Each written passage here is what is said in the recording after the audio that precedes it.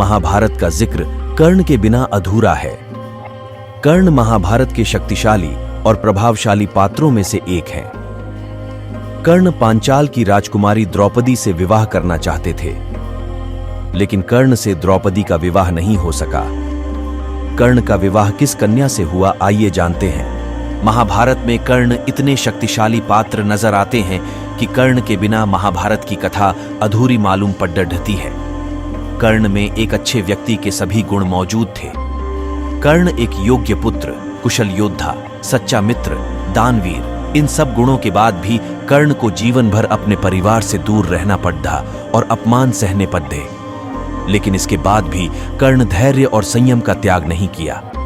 तब भी जब स्वयं इंद्र उनके कुंडल और कवच लेने स्वर्ग से धरती पर आते हैं, पीढ़ा सहते हुए कर्ण हंसते हंसते अपने कुंडल और कवच इंद्र को दे देते हैं।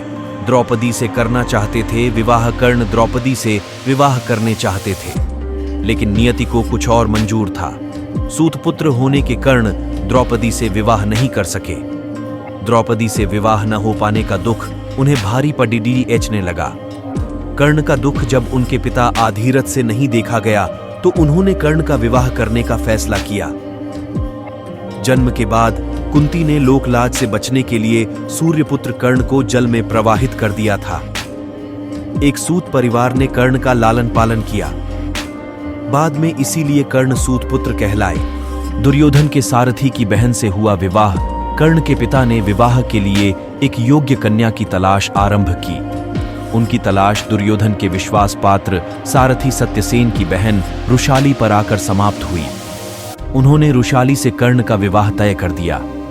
रुशाली बेहद चरित्रवान कन्या थी। कर्ण ने नहीं टाली पिता की बात।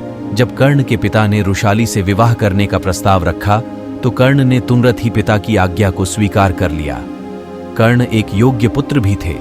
रुशाली और कर्ण का विवाह बहुत धूमधाम से संपन्न हुआ।